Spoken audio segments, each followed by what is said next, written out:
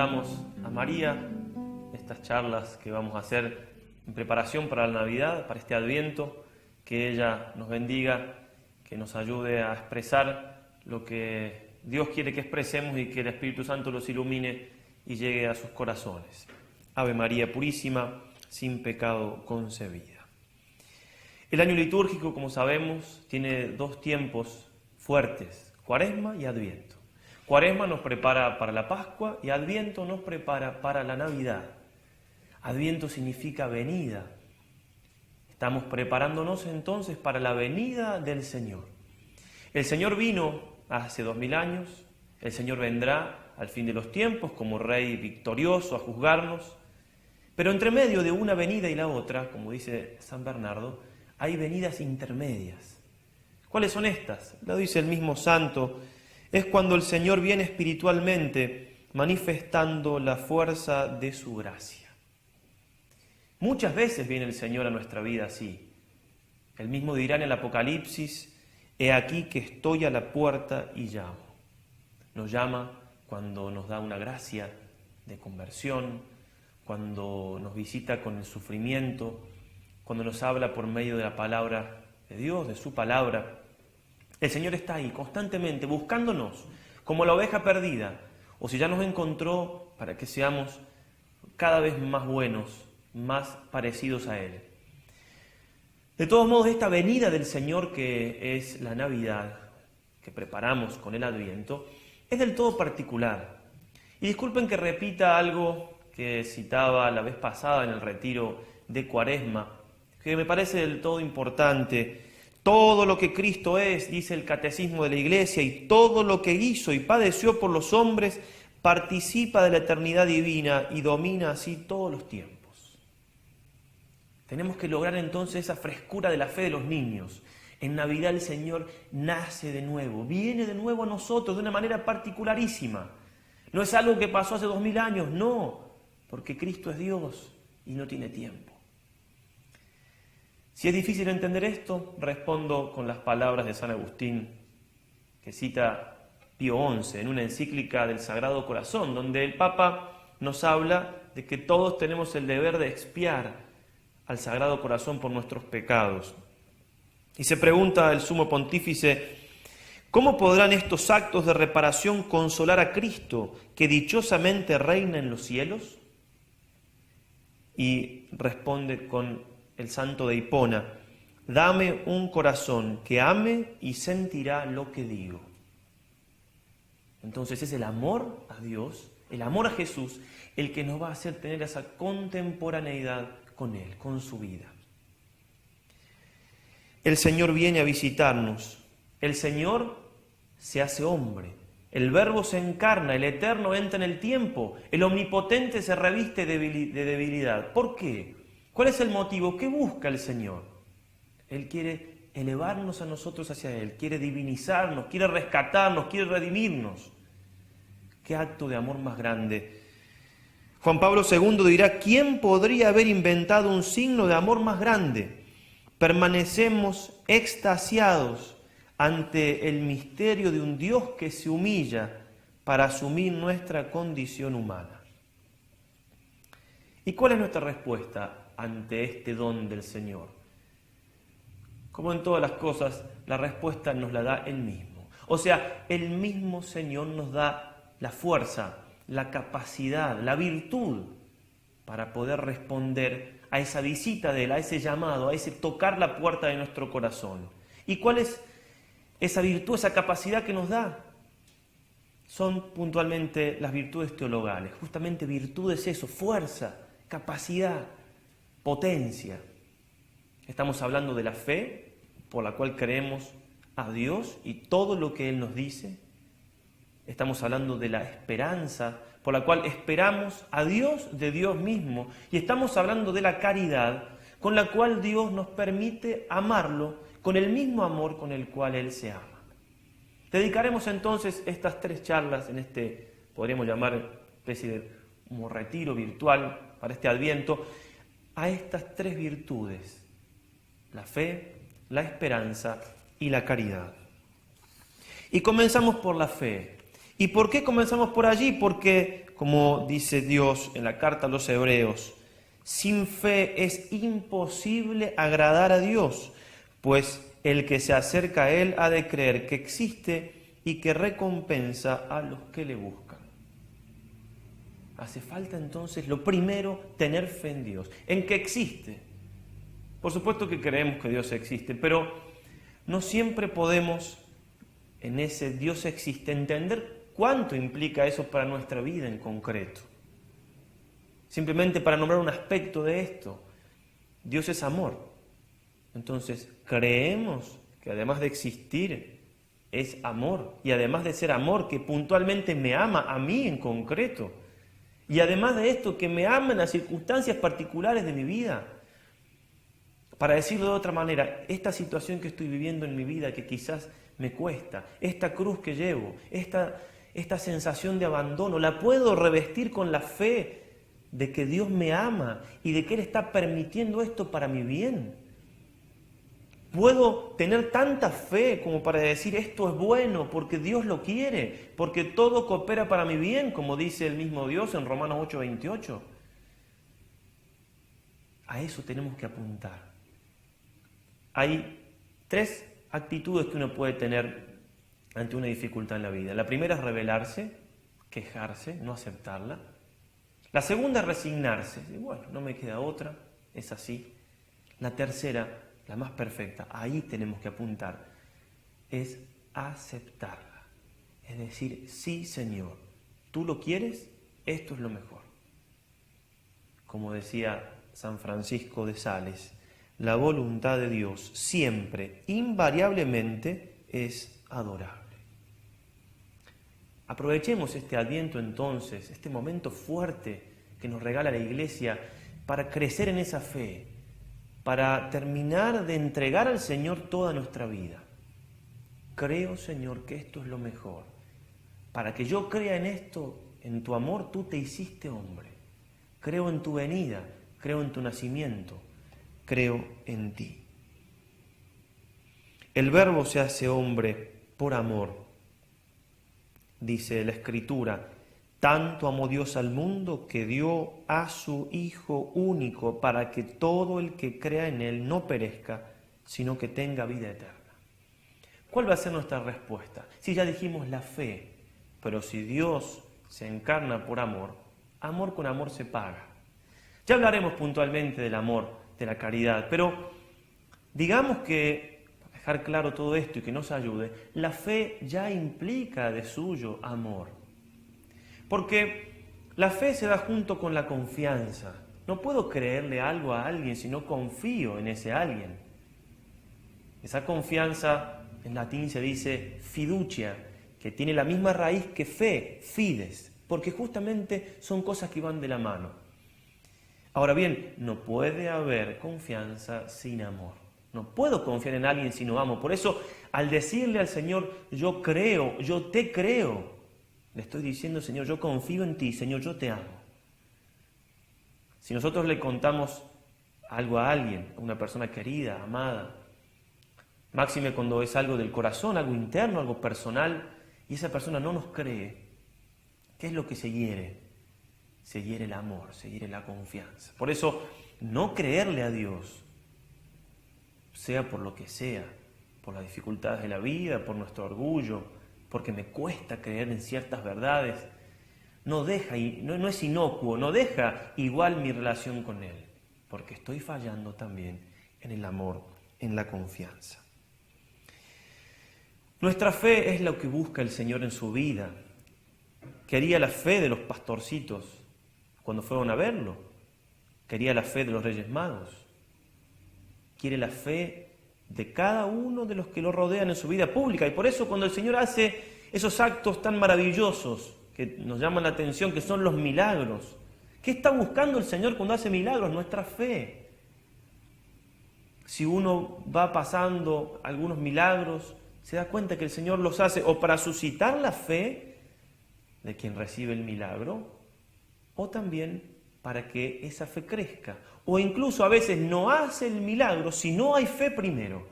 Por ejemplo, en Nazaret se dice, no hizo allí muchos milagros a causa de su falta de fe.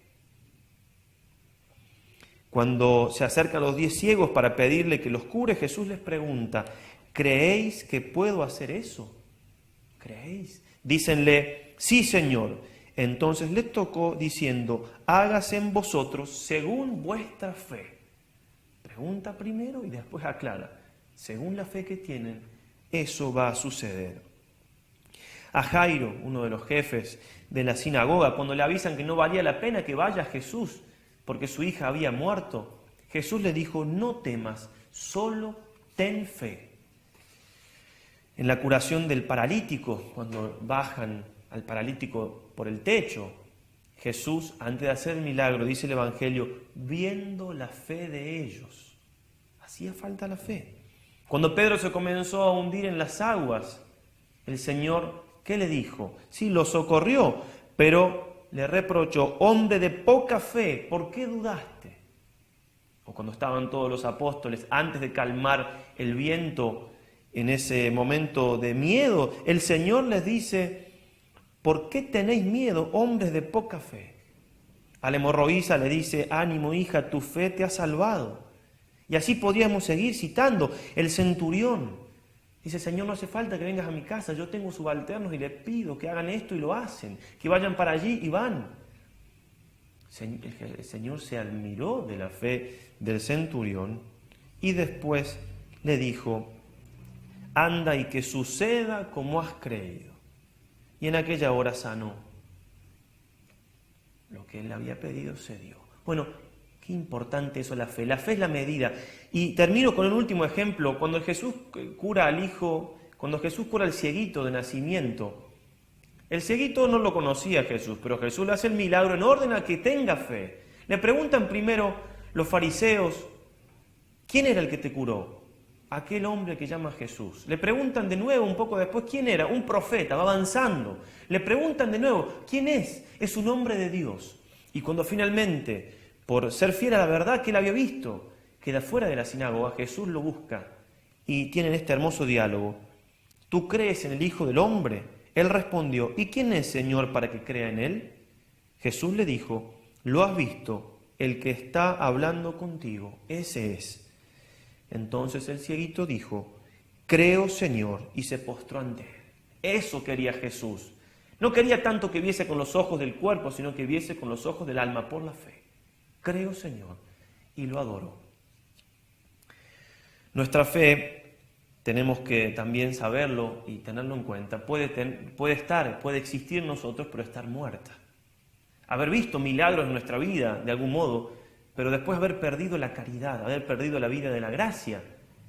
Qué hermoso sería en este Adviento entonces decidirnos a confesarnos, a volver a estar en amistad con Dios, a volver a acercarnos a ese sacramento para que nuestra fe esté viva. Porque no solamente estamos llamados a que nuestra fe esté viva, sino incluso a nosotros vivir de la fe. Como lo dice el profeta Baruch y más de una vez lo cita San Pablo, el justo vive de la fe. Tenemos que llegar a eso, a vivir de la fe. Y para eso, algunas cosas que podemos tener en cuenta. En primer lugar, hay que tener presente de que la fe no es algo solamente de la inteligencia. La fe involucra la inteligencia, por supuesto, pero es sobre todo un acto de la voluntad. La voluntad es la que impera creer, porque la fe no tiene evidencia.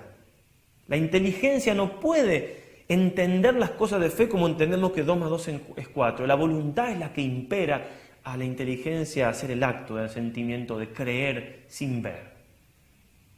Por eso es un acto más que de la inteligencia o de la voluntad de la persona toda, del corazón. Es un acto existencial, es un acto que cambia la vida. Y esto nos llama a nosotros a tener coherencia con nuestra fe. Creo en Dios, sí, nunca rezo. No hay coherencia, es una fe que si no está muerta, está muriendo. Creo en que la misa es el acto de adoración más grande a Dios y no voy nunca. Creo en que en el prójimo está misteriosamente Cristo presente, nunca lo trato así.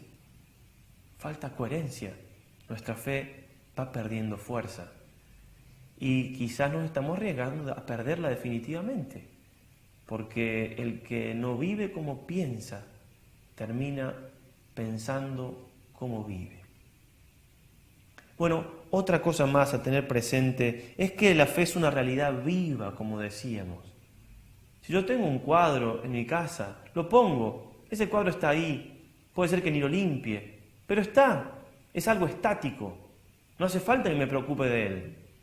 Pero si tengo un loro en mi casa, el loro hay que darle comida, hay que darle agua, está vivo, si no se muere. Así es la fe, me tengo que ocupar de la fe, tengo que alimentarla, tengo que hacerla crecer, porque toda cosa que está viva tiende de suyo a crecer. ¿Cómo alimento la fe? Principalmente por la oración. Si no rezo, imposible que crezca mi fe. La fe es un acto, la oración es un acto de fe continua. El contacto con la Sagrada Escritura también. Varias cosas más que ustedes saben, que en definitiva es tener presente a Dios en mi vida. Como decía el padre Castellani, aprender a rezar con los ojos abiertos. O sea, ver a Dios en las cosas de la vida cotidiana. Eso es alimentar la fe, alimentarla todo el tiempo incluso, no solamente en el momento que me recojo a rezar. Y también la fe es como aquello que decía el Señor a la samaritana, es como un agua viva que salta a la vida eterna. El agua viva salta, salpica. Se tiene que notar en definitiva en las obras que hago todos los días de que tengo fe. Dice Santiago, muéstrame tu fe sin obras, yo por mis obras te mostraré la fe.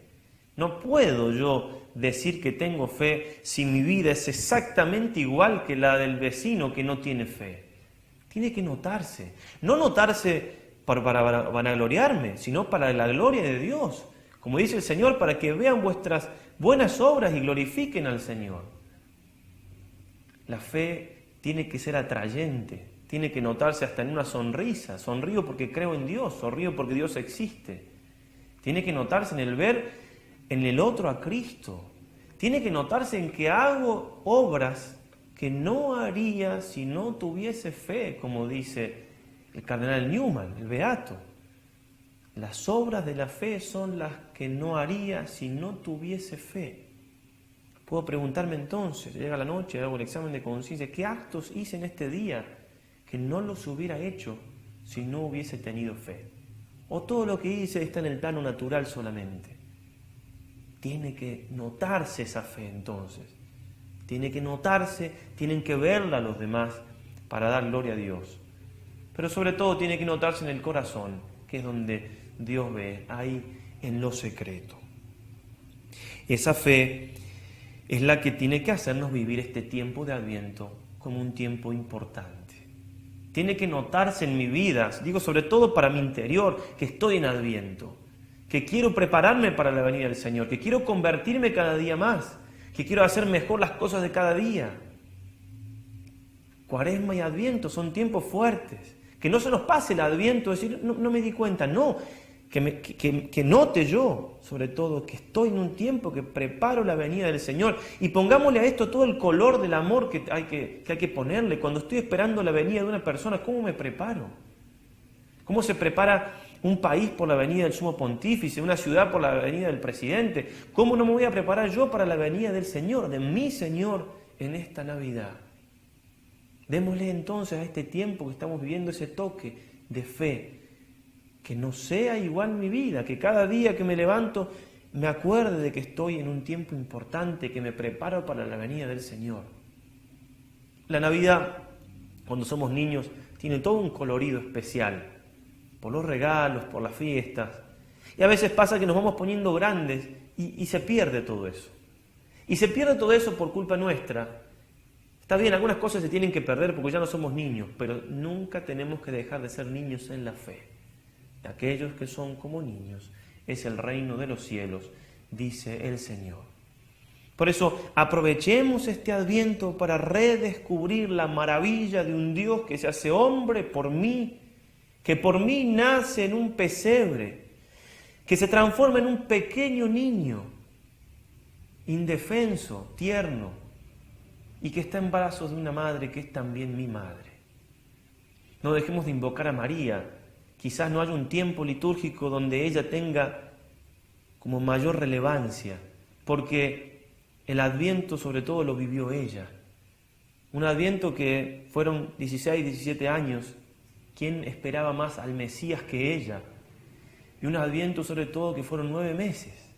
Esperar ver al Señor. ¿Cuánto sabe una madre de esto? Esos 9 meses que se va gestando su hijo en su vientre. ¿Cuánto más en el caso de María, que esperaba ver nada más y nada menos que al más hermoso de todos los hombres, al Dios encarnado?